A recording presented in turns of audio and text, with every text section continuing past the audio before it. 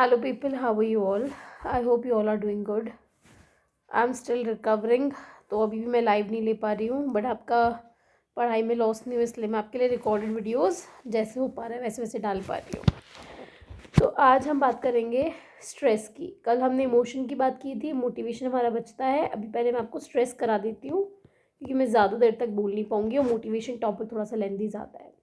Stress जो है ये बहुत मैं कहूँगी कि इम्पॉर्टेंट टॉपिक भी है, लेकिन सिंपल टू अंडरस्टैंड भी है, ईजी टू अंडरस्टैंड भी है। इसमें बहुत सी बातें ऐसी हैं जो आप ऑलरेडी जानते हो, बहुत सी बातें ऐसी हैं जो हम पहले यूनिट नंबर 4 में भी पढ़ चुके हैं। ठीक है, तो इसलिए थोड़ा सा मैंने ये टॉपिक पहले करवाने का सोचा। नौ सी स्ट्रेस क्या होता है? पहली बात तो स्ट्रेस एक स्टिम्युलस है या फिर ये एक रिस्पॉन्स है। तो you should know stress is always a response. Suppose कीजिए कोई स्टिमुलस हुआ, जैसे कि आपका कार एक्सीडेंट। आपने कोई कार एक्सीडेंट देखा, बहुत आपकी आंखों के सामने कोई एक्सीडेंट हुआ, या आपकी आंखों के सामने कोई दंगा फसाद हो गया, कोई मारा पीटी हो गई, वो स्टिमुलस की वजह से आपको स्ट्रेस होगा। तो stress is a response. Stress is like it is a state which is brought about by any situation that is threatening to you।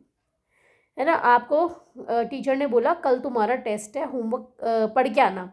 आपने पढ़ाई नहीं करी, तो वो जो एग्ज़ाम है वो एग्ज़ाम आपको स्ट्रेस देगा।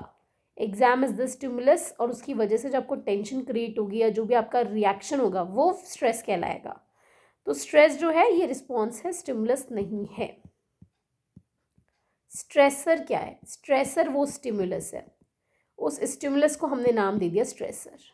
जिस वजह से आपको स्ट्रेस होता है वो स्ट्रेसर कहलाता है। तो स्ट्रेसर वो है ये ना, stressor is the stimulus and stress is the response. ये चीज़ आपको पता होनी चाहिए। ठीक है, अब ये जो स्ट्रेसर है, ये स्टिमुलस जो है, ये दो तरह का हो सकता है, एक्यूट या फिर क्रॉनिक। एक्यूट का मतलब होता है जो कम देर के लिए है, और क्रॉनिक का मतलब है जो लंबे समय के लिए है। ठीक है, एक्यूट मतलब एक बार ऐसा हुआ कि भाई आपको टीचर ने सरप्राइज टेस्ट दिया, एक ही बार हुआ तो वह एक्यूट स्ट्रेसर है, एक ही बार हो रहा है ऐसा। क्रॉनिक बार बार ऐसा होता है, आप जब भी छुट्टी लेते हो उसके नेक्स्ट डे अगर आपका टीचर बोल देता है भाई मैं तो कल ही लूँगा सरप्राइज टेस्ट, या आप छुट्टी से लौट के आए, ऐसा एक बार नहीं, आपने 10 बार नोटिस किया कि एक टीचर हमेशा ऐसा करता है, जब भी आप छुट्टी के नेक्स्ट डे आते हो तभी आपका टेस्ट ले लेता है। तो दैट इज़ क्रॉनिक, बार बार ऐसा हो रहा है, लॉन्ग टर्म है ये, बार बार ऐसा हो रहा है। या आप ऐसे कॉलेज में हो या ऐसे स्कूल में हो जहाँ पे बहुत ज़्यादा स्ट्रिक्ट हैं वो लोग आपके साथ, या आपकी जॉब ऐसी है जहाँ पे वो बार बार आपको स्ट्रेस देते हैं, तो वो आपका क्रॉनिक है। तो ये आपको याद रखना है एक्यूट और क्रॉनिक में क्या फ़र्क है। तो एक्यूट जो कुछ कम समय के लिए होता है, जैसे कि अभी मुझे कोल्ड है तो आई होप ये कम समय के लिए है, तो ये एक्यूट है। लेकिन अगर सपोज़ कीजिए कोई बीमारी ऐसी हो जो बहुत लंबे समय तक चले, वो क्रॉनिक है। ये आपको ध्यान रखना है। अब स्ट्रेस को भी हम दो तरीके से बांट सकते हैं। एक होता है गुड स्ट्रेस जिसे हम कहते हैं यू स्ट्रेस, एक होता है बैड स्ट्रेस जिसे हम कहते हैं डिस्ट्रेस। तो eustress is a kind of good stress, good बोल लो या ऑप्टिमल बोल लो कि भाई इतना तो होना चाहिए। अगर आपको ज़रा सा भी स्ट्रेस नहीं होगा तो आप पढ़ाई क्यों ही करोगे? अगर आपको ज़रा सी भी नौकरी की टेंशन नहीं होगी तो आप मेहनत क्यों करोगे? है ना, that is you stress. Distress is very large amount of stress, ये आपके लिए नेगेटिव होता है। जैसे कि जॉब चले जाना, दैट इज़ डिस्ट्रेस, या आपके किसी क्लोज पर्सन की डेथ होना, दैट इज़ डिस्ट्रेस। तो eustress is the good kind of stress which should be there, but distress is the bad kind of stress which makes you more, we can say कि बहुत ज़्यादा ही आपको दुख तकलीफ दे करके जाता है। ठीक है, ये इन्होंने बताया।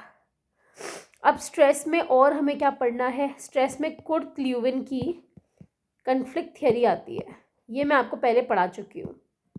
ये मुझे याद नहीं कौन सी यूनिट में पढ़ाया था, शायद मैंने आपको या तो यूनिट नंबर 8 में पढ़ाया था या कब पढ़ाया था मुझे याद नहीं। 4 तरह के मैंने आपको बताए थे, अप्रोच अवॉइडेंस, और आपका अवॉइडेंस, डबल अप्रोच अवॉइडेंस, ये मैं आपको करवा चुकी हूँ। तो ये एक बार आप लोग उस से देख लेना, फिर भी समझ में नहीं आए तो पूछ लेना, मैं बता दूँगी। अब स्ट्रेस से रिलेटेड और क्या क्या बातें आपको पता होनी चाहिए? तो बेसिकली पर्सनैलिटी और स्ट्रेस का आपस में कोई रिलेशनशिप है या नहीं, इस पे काम किया है 2 कार्डियोलॉजिस्ट्स ने।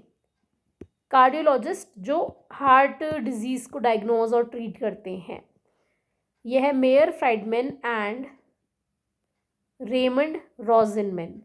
तो मुझे याद आ रहा है मैंने कहीं पढ़ा था कि जो मेयर फ्राइडमैन थे, ये जैसे अपने पेशेंट्स देखते थे, तो वेटिंग रूम होता है, वेटिंग रूम में पेशेंट बैठे रहते हैं, सोफ़ा लगा रहता है वहाँ पे, तो ये सोफ़ा लगा हुआ है, इस सोफ़े पे इनका वो बैठा हुआ है पेशेंट। तो इन्होंने नोटिस किया कि कोनों पे से जो लोग बैठते हैं वो लोग अक्सर इस सोफ़े की सीट को ऐसे नॉच नॉच के फाड़ देते थे। इनके सोफ़ाज़ जो थे कोनों की तरफ से फटे होते थे, सीट्स जो होती थी, कुशन जो होता था। तो इन्होंने समझा उस चीज़ को कि मतलब कि ये उस तरह के लोग होते हैं जो बहुत ज़्यादा एंजाइटीफुल होते हैं, जिनको बहुत ज़्यादा स्ट्रेस होता है, बहुत ज़्यादा टेंशन होती है, और इस वजह से वो लोग उस एंजाइटी के तहत उस सोफ़ा को फाड़ देते हैं। तो ऐसा कुछ इन्होंने देखा, वहाँ से फिर इन्होंने अपनी स्टडी स्टार्ट करी, और स्टडी करने के बाद इन्होंने ये बोला बेसिकली हमारी पर्सनैलिटी के टाइप्स होते हैं, पर्सनैलिटी के टाइप्स होती हैं। शुरू में इन्होंने 2 टाइप बताए। इन्होंने शुरू में बताया type A and type B, बाद में टाइप सी भी ऐड किया गया था। अच्छा, एक और बात मैं आपको बता दूं, टाइप ए और टाइप बी जब इन्होंने बताया तो इन्होंने ये भी कहा था कि दिस इज़ नॉट लाइक, ऐसा नहीं है कि थियरी जो है 100% आप अप्लाई कर सको, आप लोगों को लेबल नहीं कर सकते, ठीक है, ये चीज़ इन्होंने बताई। तो इन्होंने बोला टाइप ए पर्सनालिटी के जो लोग होते हैं ये बहुत ज़्यादा टाइम ड्रिवन होते हैं, वक्त के पीछे भागते हैं, कुछ ज़्यादा ही पंक्चुअल होते हैं, इन्हें बहुत ज़्यादा स्ट्रेस होता है, स्ट्रेस लेवल इनका बहुत ज़्यादा होता है, बहुत ज़्यादा हरी में रहता है, टाइम ड्रिवन है मतलब हरी में रहते हैं, और इनको इस वजह से हार्ट डिजीज़ के चांसेस ज़्यादा होते हैं, हार्ट डिजीज़ के चांसेस इनको ज़्यादा होंगे, ठीक है। टाइप बी के जो लोग होते हैं वो जस्ट ऑपोजिट होते हैं, वो बहुत ईजी गोइंग होते हैं, उन्हें स्ट्रेस ईजीली नहीं होता, बहुत कम स्ट्रेस होता है, उन्हें कभी भी टाइम के लिए अर्जेंसी फील नहीं होती, अर्जेंसी नहीं होती, वो आराम आराम से हिलते डुलते काम करते हैं, ठीक है। तो ये बहुत ज़्यादा ईजी गोइंग चैरिस्मेटिक लोग होते हैं, ये विपरीत है बिल्कुल। बाद में टाइप सी इन्होंने ऐड किया, इन्होंने बोला टाइप सी जो लोग होते हैं ये इंट्रोवर्ट्स होते हैं, ये अपने दुख दर्द बांटते नहीं, अंदर दबा लेते हैं, अकेले रहना चाहते हैं, ये परफेक्शनिस्ट होते हैं, परफेक्शन चाहिए। और ये लोग जो होते हैं, क्योंकि ये कोई भी चीज़ लोगों से कहते नहीं है, ये नॉन असर्टिव होते हैं, और इस वजह से they are more prone to cancer, C for cancer, ऐसे याद कर लेना, इन्हें कैंसर होने के चांसेस बहुत ज़्यादा होती हैं, ये बाद में इन्होंने बताया टाइप सी के लिए। फिर एक टाइप डी पर्सनालिटी भी बाद में आया है, वो इन्होंने नहीं दिया जहाँ तक मुझे याद है, ये किसी और ने दिया, एक बार आप गूगल करना किसने दिया, मैंने शायद क्रैश कोर्स के टाइम पे तो बताया था, फिलहाल मेरे माइंड से निकल गया किसने दिया था ये। टाइप डी पर्सनालिटी जो होती है, डी फॉर डिप्रेशन, ये लोग वो हैं जो डिप्रेशन के लिए बहुत ज़्यादा प्रोन है, डिस्ट्रेस्ड रहते हैं, बहुत ज़्यादा इनको हेल्थ प्रॉब्लम्स भी हो सकती है, एनजाइटी बहुत ज़्यादा रहती है, नेगेटिव टॉक करते हैं खुद के बारे में, बहुत ज़्यादा खुद को अकेला समझते हैं, सैड रहते हैं, दुखी रहते हैं, दुनिया ज़माने का सारा दुख दर्द इन्हीं को है, इनका सेल्फ कॉन्फिडेंस भी बहुत ज़्यादा लो रहता है, इन्हें फियर ऑफ रिजेक्शन भी है, इसलिए अकेला ही रह लेंगे कि भाई डर लगता है कोई हमें छोड़ देगा, ये इन्होंने बताया। इसके अलावा सुजैन कोबासा, इन्होंने एक हार्डीनेस पर्सनालिटी के बारे में बताया, हार्डी पर्सनालिटी, इस पे आपके एग्जाम में क्वेश्चन एक बार पहले कभी आया भी था, आता है इस पे, सुजैन सी कोबासा, इन्होंने क्या बताया, इन्होंने बोला एक हार्डी पर्सनालिटी होती है, आपने अपने आसपास कभी कोई एक ऐसा इंसान देखा होगा जो बहुत ज़्यादा हार्डी है, मतलब कितना ही बड़ा पहाड़ टूट पड़े दुख का पर उन्हें फ़र्क नहीं पड़ता, या उन्हें कोई ऐसे हार्ट अटैक वार्ट अटैक नहीं आएगा, वो नॉर्मल उस चीज़ को निकाल लेंगे, यानी कि ये स्ट्रेस रेजिस्टेंट पर्सनालिटी है, इन्हें स्ट्रेस नहीं होता, ठीक है। ये जो लोग होते हैं ये चैलेंजेस को ईजिली एक्सेप्ट कर लेते हैं, उन चैलेंजेस को एक्सेप्ट करने के बाद ये कमिट करते हैं कि हाँ मैं इससे उभरूंगा, और अपनी लाइफ को कंट्रोल ये लोग करते हैं। तो इसमें क्वेश्चन ये आया था कि इनके 3 ट्रेड्स बताने हैं, तो इसमें 3 जो ट्रेड्स हैं हार्डीनेस के वो आते हैं आपके कंट्रोल, कमिटमेंट और चैलेंज, ठीक है, कंट्रोल, कमिटमेंट, चैलेंज, ये 3 चीज़ें एग्जाम में क्वेश्चन में भी यही पूछा गया था कि इनमें से कौन कौन सी इसके अंदर आती हैं, तो ये 3 आती हैं, ये आपको याद रखना है, दैट इज इट, इतना सा ही आपको याद रखना है। चलिए, ये मैंने आपको बताया अभी तक स्ट्रेस क्या होता है, पर्सनालिटी वगैरह ये सब चीज़ें। अब हम बात करते हैं स्ट्रेसर्स के रिगार्डिंग और क्या क्या स्टडीज़ हुई हैं। तो मैंने आपको बताया स्ट्रेसर वो स्टिमुलस है जो आपको स्ट्रेस देता है। तो there were two people in 1967, दो लोग थे, थॉमस होम्स एंड रिचर्ड राहे। इन्होंने एक स्टडी की थी। आपकी बुक्स अगर आप देखोगे ना उनमें भी स्टडी के बारे में दिया हुआ है। कौन सी बुक थी? आई थिंक सिसरली में दिया हुआ है इसके बारे में। तो इन्होंने ये बताया कि कौन सी सिचुएशन लोगों को कितना स्ट्रेस देती है, ये वो जानना चाहते थे। तो इन्होंने एक रेटिंग स्केल बनाई जिसमें 1 से लेकर 100 तक के पॉइंट्स आप दे सकते हो। जैसे सपोज करो उन्होंने बोला कि डाइवोर्स, तो डाइवोर्स पे आपको क्या लगता है डाइवोर्स की वजह से आपकी लाइफ में कितना चेंज आएगा, लाइफ में कितना एडजस्टमेंट आपको दोबारा से करना पड़ेगा, उसकी वजह से आपको कितना स्ट्रेस होगा। इसे एक अंक दो, 1 से लेकर 100 तक दो। तो सपोज करो किसी इंसान को लगता है कि यार डाइवोर्स की वजह से बहुत ज़्यादा आएगा, उसको लगता है 75। तो 75 पॉइंट जो उसने दिया, उस पॉइंट को इन्होंने नाम दिया लाइफ चेंज यूनिट। ये जो पॉइंट्स आप देते हो उन्हें कहते हैं लाइफ चेंज यूनिट्स। तो ये लाइफ चेंज यूनिट्स जो है ये इन्होंने बताई, 1 से लेकर 100 तक की होती है। लोगों को इन्होंने बोला कि भाई आप बताओ, ऐसे बहुत सारे इन्होंने स्ट्रेसेस रखे। इन्होंने रखे थे लगभग 43 स्ट्रेसेस थे। स्ट्रेसेस कह लो या स्टिमुलस कह लो कि ये 43 स्ट्रेसेस है, इनको आपको पॉइंट देना था। तो बहुत सारों का पॉइंट लेकर के उसको एवरेज करके इन्होंने शायद एक लिस्ट प्रिपेयर की थी। आपको याद करने की जरूरत नहीं, मैं आपको 2-4 के नाम बता दूंगी। और इन्हें सोशल रीएडजस्टमेंट असेसमेंट या ऐसा कुछ कहा था, एक बार आप सिस्टरली में चेक कर लेना, ये इन्होंने बताया था। ठीक है, नहीं, सोशल रीएडजस्टमेंट रेटिंग स्केल नाम दिया था इसका, सोशल रीएडजस्टमेंट रेटिंग स्केल, ये इसका नाम दिया था इन्होंने। 43 थे। जैसे कि सबसे ज़्यादा 100 जो आता है स्कोर, वो आता है डाइवोर्स, वो sorry death of a spouse पे, किसी के पति या पत्नी की मृत्यु, उस पर 100 आता है। ठीक है, छोटे मोटे क्या होंगे, change in school, change in work place, trouble with boss, ये छोटे मोटे हैं, इस तरह की चीज़ होती है। तो इन्होंने इन सारे स्ट्रेसेस को फिर 2 तरीके से कैटेगराइज किया। इन्होंने बोला स्ट्रेस होने के 2 कारण होते हैं। एक तो होता है डेली हैजल्स। डेली हैजल्स मतलब रोज़मर्रा के छोटी मोटी नोक झोंक, जैसे कि आपके जो आपको लेस स्ट्रेस देंगे, लेस स्ट्रेसेस हैं, कम स्ट्रेस देने वाले, स्मॉल स्केल हैं ये, डे टू डे। पड़ोसी से नोक झोंक, भाई बहन के आपस में लड़ाई, ये डेली हैजल्स हैं। लेकिन दूसरा होता है कैटास्ट्रोफी। कैटास्ट्रोफी वो है जो कि आपके लार्ज स्केल इवेंट है, ये आपको हाई अमाउंट ऑफ स्ट्रेस देंगे, हाई स्ट्रेस गिवर। ये आपके लार्ज स्केल इवेंट है, जैसे कि कोरोना आया था, है ना, वो तबाही आ गई, बाढ़ आ गई, इस तरह की चीज़ें ये इन्होंने बताया। Now we have completed with the classification of the stress. Stress के क्लासिफिकेशन वगैरह हम देख चुके। अब हम देखेंगे स्ट्रेस की वजह से हमारी बॉडी कैसे रिस्पॉन्स देती है। Physiological responses to stress. तो इसमें भी लोगों के अलग अलग मत हैं, लोगों ने अपनी अलग अलग थियरीज दी हैं। पहले हम बात करेंगे वॉल्टर कैनन की थियरी की।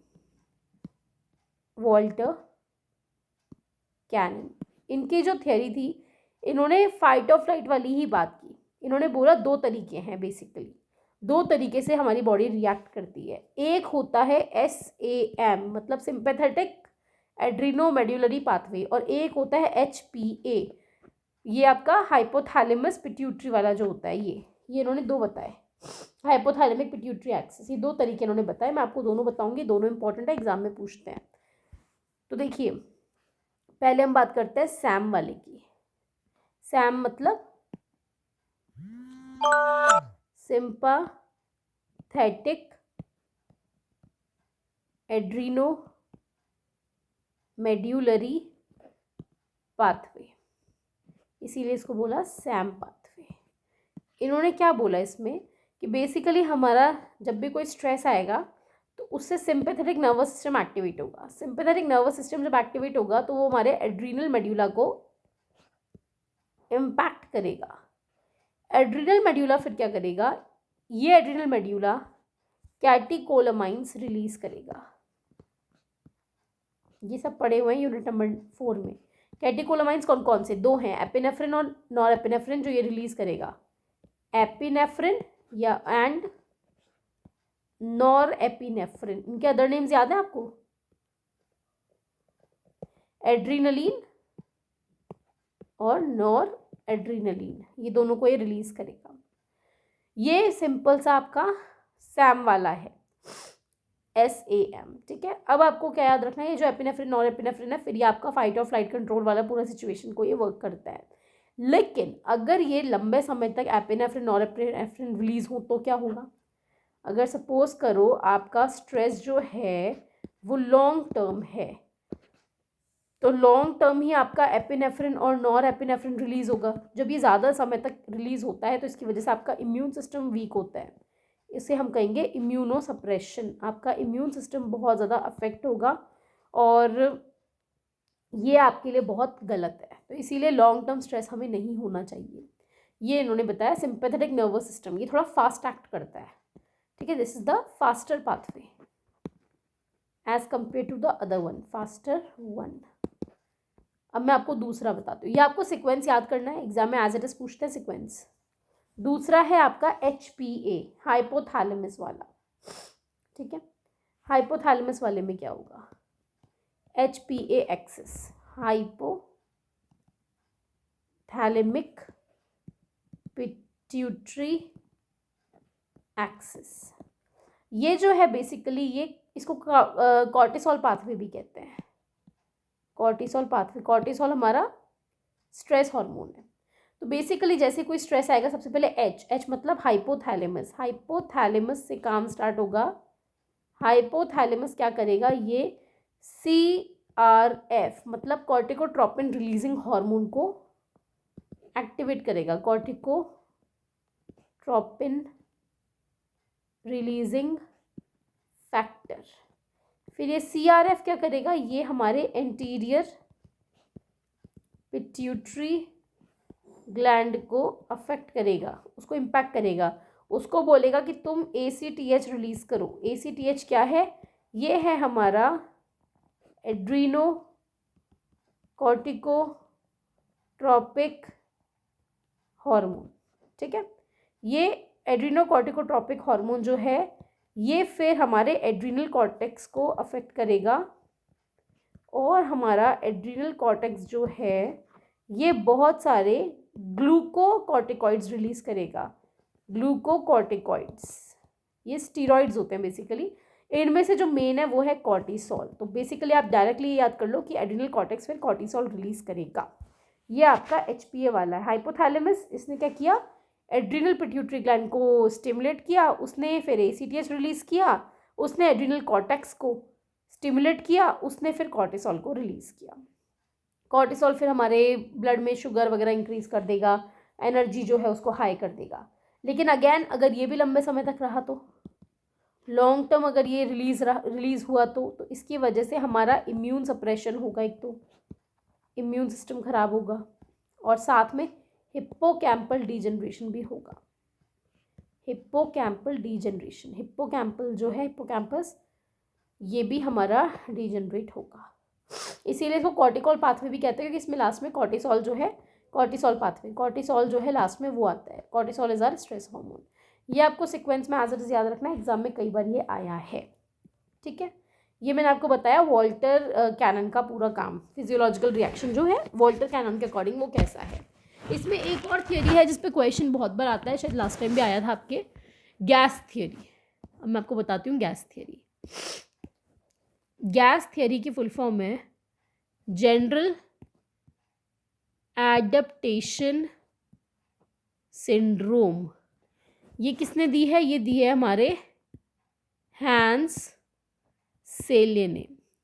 हैंस सेले जो थे इन्होंने सबसे पहले कहो कि ये एड्रिनो वो थे, क्या बोलते हैं, एंडोक्राइनोलॉजिस्ट, एंडोक्राइन सिस्टम के बारे में ये बात करते थे, ठीक है। इन्होंने इंसानों में स्ट्रेस के बारे में बात की, गैस थियरी हम इसे बोलते हैं। इन्होंने ये बोला, इन्होंने एनिमल्स पे अलग अलग स्ट्रेसेस दिए, उनको स्ट्रेस देने के बाद देखा कि कैसे वो लोग रिस्पॉन्स देते हैं। तो ऑलमोस्ट हर तरह के स्ट्रेसर पे उनका रिस्पॉन्स लगभग एक जैसा था। तो इन्होंने ये बोला बेसिकली जब भी एक इंसान को कभी भी आप स्ट्रेस दोगे, 3 स्टेजेस बताइए इन्होंने। सबसे पहली स्टेज क्या होगी, जब भी आप किसी को स्ट्रेस दोगे वो अलार्म हो जाएगा, अलर्ट हो जाएगा, फिजिकली अराउज्ड हो जाएगा, वो या तो फाइट करेगा या फ्लाइट करेगा। तो ये अलार्म वाली सिचुएशन जो है ये फाइट और फ्लाइट वाली सिचुएशन है, या तो लड़ेगा या भागेगा। फिर स्टेज 2 आती है आपकी, ठीक है। इसमें क्या होता है, इसमें रेजिस्टेंस होता है, मतलब कि अगर थ्रेट चलता रहा तो उसकी बॉडी जो है वो रेजिस्ट करती रहेगी, वो बोलेगी नहीं नहीं हमें बचना है, हमें बचना है, हमें भी और लड़ना है और लड़ना है। तो जो भी हेल्थ प्रॉब्लम्स वगैरह है वो उसकी वजह से हो सकती है। अगर लंबे समय तक आप स्ट्रेस में रहोगे तो आपको एस्थमा, बीपी और इस तरह की चीज़ें जो है हो सकती हैं। फिर लास्ट में फाइनली जब आपको स्ट्रेसर और लंबे समय तक रहेगा तो एक समय के बाद एनर्जी ख़त्म हो जाएगी, आप गिव अप कर दोगे, थक जाओगे, उसे बोलते हैं एग्जॉशन। एग्जॉशन ये आपकी 3rd स्टेज है। इसमें गिव अप हो जाएगा, या तो डेथ भी हो सकती है, पैरालिसिस भी हो सकता है, कुछ भी हो सकता है। आप सपोज करो एक जानवर है, उस जानवर को हम शॉक दे रहे हैं, तो जैसे पहली बार शॉक आएगा वो अलार्म हो जाएगा, एकदम से अलर्ट हो जाएगा, यहाँ वहाँ भागने की कोशिश करेगा, लेकिन वो भाग नहीं पा रहा, वहाँ पे कोई भी एस्केप का रास्ता नहीं है। उसकी बॉडी अपनी सारी एनर्जी लगा के उसको बचाने की कोशिश करेगी, वो रेजिस्ट करता रहेगा करता रहेगा करता रहेगा, लेकिन अल्टीमेटली क्या होगा, वो गिव अप कर देगा, मर जाएगा, या कोई हेल्थ इश्यूज हो जाएगा, पैरालिसिस वगैरह कुछ भी हो सकता है। तो ये 3 स्टेजेस में हमारी बॉडी जो है डील करती है, ठीक है। इसका इन्होंने ग्राफ भी बनाया था, मुझे याद है, इस तरीके से ग्राफ बनता है। ये अलार्म हुआ, फिर ये रेजिस्टेंस हुआ, और फिर लास्ट में एग्जॉशन हुआ, गिव अप, बर्नआउट, थक गया, इम्यूनिटी जो है वो कॉम्प्रोमाइज़ हो गई, इम्यूनिटी जो है अब हमारी ख़राब हो गई, ये इन्होंने बताया। अब इनकी थियरी के बारे में 2-3 बातें आपको याद रखनी है। एक तो एग्जाम में अभी तक मोस्टली तो यही आता है, गैस की फुल फॉर्म बता दो या फिर ये तीनों को सीक्वेंस में अरेंज कर दो, अलार्म, रेजिस्टेंस, एग्जॉशन। इसके अलावा आप नोटिस करो इन्होंने एड्रिनल कॉर्टेक्स और कॉर्टिसोल की ही बात की है। बेसिकली इन्होंने कहा स्ट्रेस जो है, स्ट्रेस हार्मोन, उस पर इन्होंने ज़्यादा ध्यान दिया, ठीक है। इन्होंने बिल्कुल भी एड्रिनल मेड्यूला की बात नहीं की, एड्रिनल मेड्यूला की इन्होंने बात नहीं की। इन्होंने किसकी बात की, इन्होंने एड्रिनल कॉर्टेक्स और कॉर्टिसोल की बात ज़्यादा की, इसकी बात ज़्यादा की।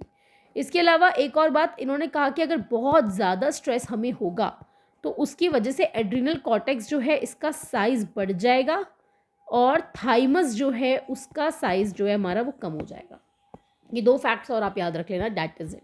इससे ज़्यादा वो नहीं पूछेंगे, ये भी मैं आपको एक्स्ट्रा बता रही हूँ, इतना ही पूछेंगे, इससे ज़्यादा वो कतई नहीं पूछने वाले आपसे, ठीक है। चलिए, अब मैंने आपको कल लज़ारस की थियरी तो करवा ही दी थी, वो मैं अब आज दोबारा नहीं बताऊंगी। लज़ारस की जो थियरी थी उसको हम वो बोलते हैं अप्रेजल थियरी, उसको कॉग्निटिव मीडिएशनल थियरी भी कहते हैं। इसके अलावा उसे हम क्या कहते हैं, अप्रेजल थियरी या कॉग्निटिव अप्रेजल थियरी, ठीक है। वो प्राइमरी अप्रेजल, सेकेंडरी अप्रेजल वाली, वो वाली थियरी मैंने आपको कल करवा दी। इतना सही आपको करना है, उससे ज़्यादा आपको नहीं करना, ठीक है।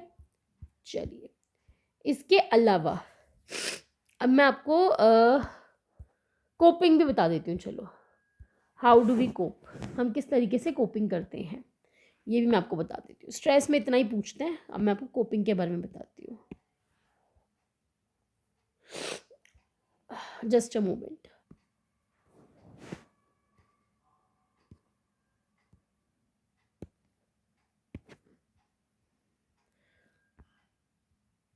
ओके, सो नाउ स्ट्रेस जब भी आएगा तो उस स्ट्रेस को आप कैसे कैसे रिस्पॉन्स दोगे। अगर आपको स्ट्रेस आता है तो there are 2 ways in which you can react. Defend करोगे या तो, या फिर हेल्दी कोपिंग करोगे। डिफेंड मतलब एक तरीके से डिफेंस मैकेनिज्म। आप क्या करोगे, ये मैल अडेप्टिव है। मैल अडेप्टिव मतलब गलत तरीका। इसमें आपने क्या किया, आप उसको डिफेंड कर रहे हो, मान ही नहीं रहे कि कल एग्ज़ाम भी है, डिस्ट्रैक्ट कर रहे हो, कल एग्ज़ाम है पर आजा पार्टी करने चले गए, भूल रहे हो, उस चीज़ को अवॉइड करने की कोशिश कर रहे हो। Basically that is not a correct way to deal. आप उस चीज़ को अवॉइड कर रहे हो। घर पे पता है कि भाई आज डांट पड़ेगी, घर पे कंप्लेंट गई है तो आप घर जा ही नहीं रहे, that is maladaptive way of coping. Healthy coping में आप क्या करते हो, एडेप्टिव वे होता है ये, इसमें आप एक्चुअल में सही तरीके से कोपिंग करने की कोशिश करते हो, प्रॉब्लम को आइडेंटिफाई करते हो, उस स्ट्रेसर को आइडेंटिफाई करते हो, फिर प्रॉब्लम को सॉल्व करने की कोशिश करते हो। तो ये दो तरीके से आप कर सकते हो, एडेप्टिव और मैल एडेप्टिव। अब हम कोपिंग की बात कर रहे हैं, तो कोपिंग में मैंने आपको बताया भाई एडेप्टिव भी है और मैल एडेप्टिव भी है। जैसे कोपिंग में आप एडेप्टिव की क्या बात करोगे, एडेप्टिव में जैसे आपने क्या किया, आपने मैं एक एक करके आपको बताती हूँ। कोपिंग दो तरह की हुई, एक तो हुई आपकी एडेप्टिव, एक हुई आपकी मैल एडेप्टिव। एडेप्टिव में आप क्या करते हो, बेसिकली आपने सपोज करो बातचीत करी, सोशल सपोर्ट लिया, अपने आसपास के लोगों से हेल्प ली, कल एग्जाम है तो आपने दोस्तों से हेल्प ली। मैल एडेप्टिव में आप क्या करते हो, पार्टी करने चले गए, उस चीज़ को अवॉइड कर रहे हो सिचुएशन को, या आप सब्सटेंस एब्यूज़ करने लग गए, है ना, दारू वगैरह, शराब वगैरह, क्या बोलते हैं इसको, सिगरेट स्मोकिंग वगैरह, ये सब आप करने लग गए, या आप खुद को क्रिटिसाइज़ करने लग गए, बिंज ईटिंग कर रहे हैं, बहुत ज़्यादा खाने लग गए। ये चीज़ तो मैंने भी खुद में भी नोटिस की है कि अगर मैं कभी ज़्यादा उदास होती हूँ तब मैं थोड़ा सा शायद ज़्यादा खा लेती हूँ। बहुत से लोग ऐसे टाइम पे मीठा प्रेफर करते हैं, कुछ लोग खाते ही नहीं है, खाना छोड़ देते हैं, कुछ लोग ज़्यादा खा लेते हैं। तो ये सारी चीज़ें मैलएडेप्टिव कोपिंग में आपके आ जाती हैं। ठीक है, इन्होंने ये बताया। इसके अलावा इन्होंने ये बोला कि बेसिकली आपके जो प्रॉब्लम सॉल्विंग कोपिंग जो मेथड्स होते हैं, प्रॉब्लम फोकस्ड कोपिंग और इमोशन फोकस्ड कोपिंग, दो तरह की कोपिंग होती है। एक तो है प्रॉब्लम फोकस्ड और एक है आपकी इमोशन फोकस्ड। प्रॉब्लम फोकस्ड में हम उस स्ट्रेसर के कारण को ही हटाने की कोशिश करते हैं। सपोज करो आप हॉस्टल रूम में रहते हो, वहाँ पे आपका रूममेट जब भी आप पढ़ाई करते हो तो वो लाउड म्यूज़िक चला लेता है, तो ये प्रॉब्लम आप पढ़ नहीं पा रहे, तो आप उस प्रॉब्लम की जड़ को ही हटा दोगे, आप रूममेट को चेंज कर लोगे, आप दूसरे रूम में शिफ्ट हो जाओगे, that is problem focused coping. Emotion focus में आप अपने इमोशनल रिएक्शन को चेंज करने की कोशिश करोगे। आप क्या करोगे, आप सोचोगे चलो ठीक है मैं अफेक्ट ना हूँ उसके म्यूज़िक से, आप म्यूज़िक पर पढ़ने की आदत डाल लोगे। आप अपना इमोशनल, जैसे पहले आपको बहुत गुस्सा आता था, अब आप भी इंजॉय करने लग जाओगे उसके साथ उस गाने को। तो ये आपका इमोशन फोकस्ड है, इसमें आप अपने इमोशंस को वो करोगे, इमोशंस को चेंज करने की कोशिश करोगे। प्रॉब्लम फोकस में आप उस स्ट्रेसर को हटाने की कोशिश करोगे, ये इन्होंने बताया। ठीक है,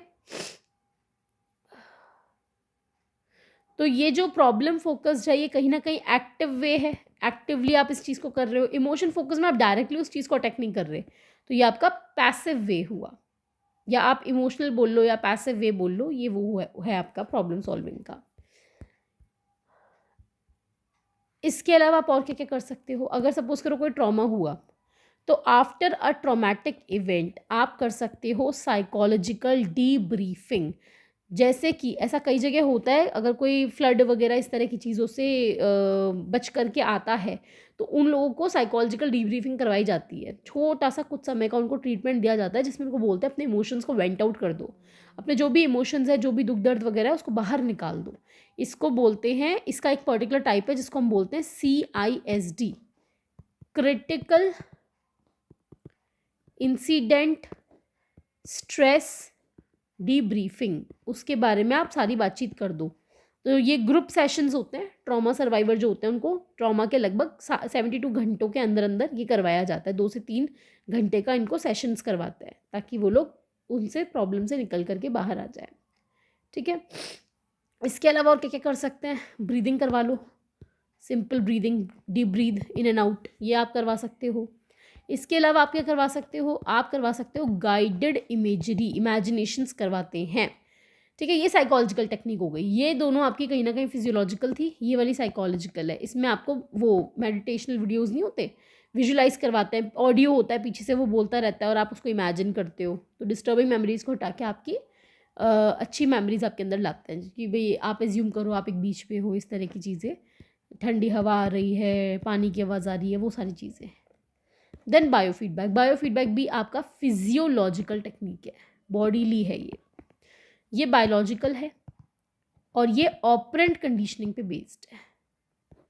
ये क्या करता है, ये आपको उस रिएक्शन को कंट्रोल करवा देता है जो एक्चुअल में इनवॉलंटरी है, जैसे हार्ट रेट, बीपी वगैरह, इसको कंट्रोल में लाने में ये हेल्प करता है। ये क्या करता है, बायोफीडबैक एक मशीन होती है जिसमें आपका ये आपके सारे जो भी बॉडीली रिस्पॉन्सेज हैं, बीपी, हार्ट रेट वगैरह, उसको ये रिकॉर्ड करती है। जब आपको स्ट्रेस होता है वो उसको रिकॉर्ड करके बताती है। सपोज करो आपका बीपी हाई है, सपोज करो नॉर्मल होना चाहिए और आपका इस वक्त यहाँ आ रहा है, अब अभी आप स्ट्रेस में हो, तो बायोफीडबैक मशीन आपको बताएगी भाई तुम्हारा अभी स्ट्रेस लेवल यहाँ है। फिर आपको बोलेंगे भाई deep breathe in and out करो, उसको काउंट करते हैं, 1 बार किया, 2 बार किया, 3 बार किया। सपोज करो 10 बार करने पे मेरा बीपी नॉर्मल हो जाता है, तो यानी कि अब मुझे पता चल गया कि मुझे 10 बार ब्रीद इन ब्रीद आउट करना है, ताकि जब भी अगली बार स्ट्रेस आएगा मैं इतनी बार ही इसको करूँगी, 10 बार करते ही मुझे आराम मिलेगा। कुछ लोग 1-2 बार करते हैं, छोड़ देते हैं, क्योंकि उन्हें नहीं पता ना कि उनका एक्चुअल में कितने पे रिलीज होगा स्ट्रेस। तो बायोफीडबैक बेसिकली हमें एक्यूरेट और इमीडिएट फीडबैक देता है हमारी बॉडी के रिस्पॉन्स के बारे में, एक्टिविटी के बारे में। और इसमें हम क्या कर पाते हैं, ये ऑपरेंट है क्योंकि इसमें हम इनवॉलंटरी एक्टिविटीज़ को कंट्रोल कर पाते हैं।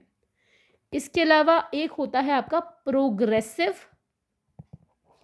Muscle relaxation. इसमें मसल्स को रिलैक्स करना सिखाते हैं। पहले बिल्कुल जकड़ लेते हैं मसल्स को और फिर उसको रिलीज़ करते हैं। इसमें 14 मसल्स ग्रुप्स होते हैं। यह एडमंड जेकबसन ने दिया था। ये बहुत ज़्यादा इंपॉर्टेंट नहीं है, इन पे क्वेश्चन बहुत ज़्यादा नहीं आते। एडमंड जेकबसन ने ये दिया था। इसमें मतलब पहले तो बहुत ज़्यादा आपका ये हाथ पैरों को बहुत ज़्यादा, तो पहले ये वो कर लेगा, आपका क्या बोलते हैं, जकड़ लेगा, टाइट कर लेगा, और फिर बाद में उसको रिलीज़ करवा के स्ट्रेस को बाहर निकाल देगा। ये इन्होंने बताया। इसके अलावा आप क्या करवा सकते हो, आप माइंडफुलनेस मेडिटेशन करवा सकते हो। ठीक है, माइंडफुलनेस मेडिटेशन आप करवा सकते हो, उनको बोलोगे भी मेडिटेट करो। Mindfulness meditation. इसके अलावा आप क्या कर सकते हो, एक होता है आपका स्ट्रेस इनोक्यूलेशन टेक्निक। इसमें क्या होता है, इसमें आप उनको सिखाते हो, ये भी साइकोलॉजिकल टेक्निक है। इसमें आप लोगों को सिखाते हो कि जब भी स्ट्रेस आएगा तो तुम्हें कैसे इसको डील करना है। ये मिचन बॉम ने एक्सप्लेन किया था इसको। मिचन बॉम, इन्होंने बोला 3 फेजेस होते हैं इसके। Basically there are 3 phases. सबसे पहले होता है एजुकेशन, जिसमें आप लोगों को सिखाते हो उसके बारे में। फर्स्ट फेज खुद को सिखाओ कि इस फेज़ में आप क्या करते हो, इन्फॉर्मेशन इकट्ठी करते हो, क्या क्या प्रॉब्लम है, क्या क्या होने वाला है। अच्छा मुझे बॉस के पास जाना है मीटिंग के लिए, और वो देखना उनको सपोर्ट करता है, मुझे नहीं करता। तो पहले पूरा सा अपने माइंड में कंसेप्ट बना के चलो, इसे बोलते हैं कंसेप्चुअलाइजेशन। सारी थियोरेटिकल बातें कर लो। उसके बाद में फिर रिहर्सल। रिहर्सल में आप क्या करते हो, बेसिकली प्रैक्टिस करते हो। इसको आप कह सकते हो स्किल एक्विजिशन, कि भाई अपनी पीपीटी वगैरह बना लो, जो भी है उसको प्रैक्टिस कर लो, जो भी बॉस के सामने आपको प्रेजेंट करना है वो। तीसरा है इम्प्लीमेंटेशन। फाइनली वो काम करो, जा कर के अप्लाई करो उसको, एप्लीकेशन, और उसका फॉलोअप ले लो। ये इन्होंने बताया। ठीक है, इसके अलावा आप सोशल सपोर्ट भी ले सकते हो। 8th social support. अगर आपके पास सोशल सपोर्ट है तो आप स्ट्रेस से ईजीली डील कर पाओगे। जिन लोगों के पास सोशल सपोर्ट नहीं होता वो लोग अच्छे से डील नहीं कर पाते, और वो लोग जल्दी बीमार पड़ते हैं, जल्दी वो लोग सिलट भी जाते हैं। ये आपको ध्यान रखना है।